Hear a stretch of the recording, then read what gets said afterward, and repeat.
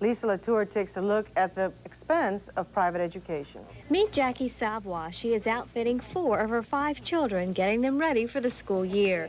There's 11-year-old Jeremy, Emily, who's 9, Elizabeth is 7, and 5-year-old Jacob. I was the only one with a large family, 5 children, so whenever they needed children for any kind of story, they would just walk down the hall and say, Jackie, what are your kids doing? Can we use them for a commercial or for a story or whatever? And I said, sure, because y'all loved it. She said it was near a church. I think we're lost. Why didn't we call a real girl? It's an old rivalry meeting with some pretty good running backs tonight at Karen Crow High. Well, Karen Crow always very tough at the open-air Crow Dome, and they welcomed a familiar face back, Mike Ortego, new coach of Opelousas. It was a good time. Mom really, she gave us opportunities to get on TV, and we just loved it. But Jacob was just smart enough to be able to be chosen, you know, for stuff like this, to be interviewed on TV. Quickly, let's go to Angel Webster. Now, are you going to have fun tonight? Oh, we're going to have tons of fun. We always do this every year, and we have a damn good time. We won't turn down the chance to get famous. And at least in a little town of Lafayette, Acadiana, we got a little famous, I guess. But it was the week leading up to the Mardi Gras ball that everything started to unwind, started to feel real sick.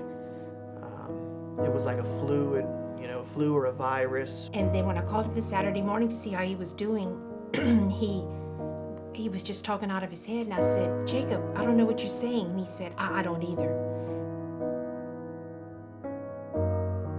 And then my brother came in. All he did was put the phone in my face, and he didn't say a word. And I said, all right. So I took the phone, and it was my mom saying that something was wrong with Jacob. I need to bring him to the emergency room. And I do remember as I was bringing him there, he couldn't even finish his sentences.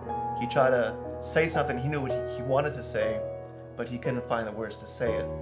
I mean, he couldn't remember that, you know, this was a shirt or this was a table. He didn't know the names.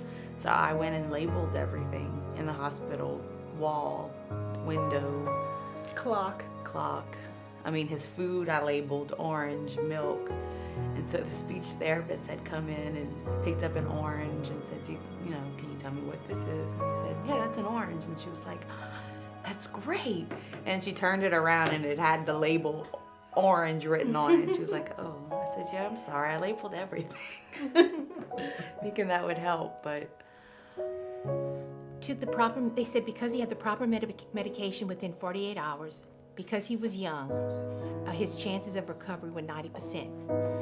But they didn't know when he would recover. And at first, they said he would have to withdraw from LSU, and I thought, oh, it's not that bad. I mean, after he gets over this, maybe he can make up his test, because they were out for Mardi Gras holiday. But as it progressed, he was in the hospital for 10 days, and he didn't know his name. He didn't know our name. I saw where it was serious. But the one that I noticed was definitely my mom. She, by far, took it the hardest. And I used to call her every day because I'd stay home with nothing to do, so if I had an idea or a question, I must have called her at least 10 times a day while she was working at the Catholic school at the front desk. And all she could do is, no matter what the idea is, she would just have to calm me down and tell me not to do it or think it through. And she was really worried about me because it doesn't matter what she said, I may do it anyway. It was hard. It was hard. Not knowing the future. I'd sit at my desk at work and the water would just fall out of my face because I missed the old Jacob so much. But God was good. He gave him back. I just had to wait.